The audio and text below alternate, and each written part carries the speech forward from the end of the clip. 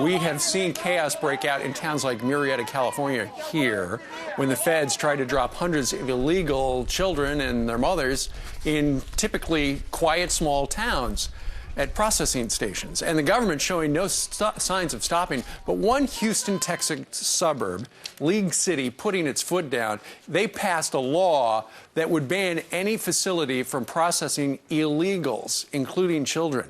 League City, Texas Councilwoman Heidi Teese wrote the measure and joins us live from Houston on this Friday morning. Heidi, good morning to you. Good morning, Steve. Okay, tell us what your law does.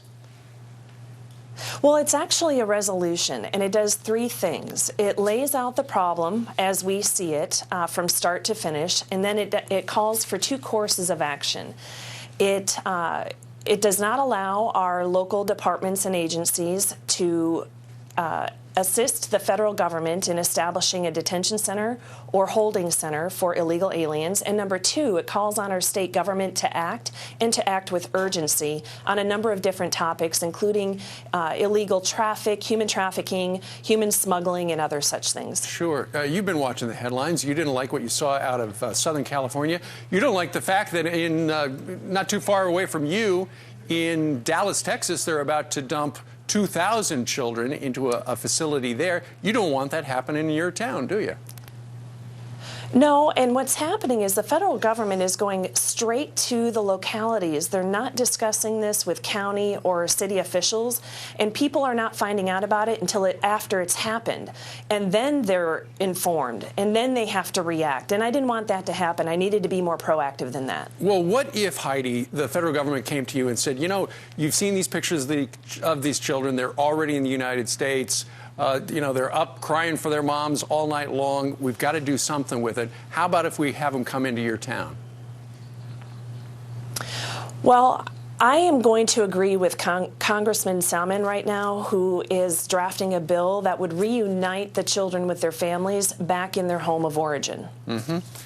One of your concerns is for people in your town. You're worried about the health of the people who are coming into this country illegally, and you're worried about safety as well.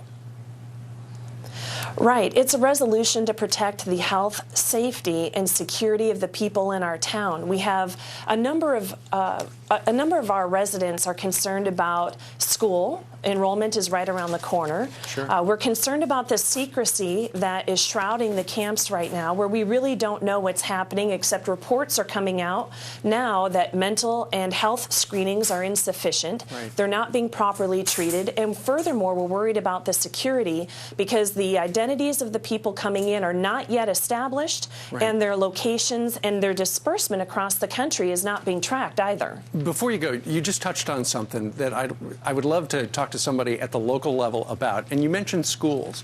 In the fall, when it's time for kids to go back into schools, if these illegals are supposed to be absorbed into a community, let's say they're in League City, Texas, who would be on the hook to pay for the schooling? Because generally school is paid for by local taxpayers and not the federal government. It is. That would lay on the backs of the homeowners of Texas. And that would mean our property taxes are very high, yes. And would they have to go up higher to pay for that? They would indeed. All right, interesting stuff. Joining us from Houston, she is a city councilwoman from League City, Texas. Heidi, thank you very much for joining us live today. Thank you so much, Steve. All right.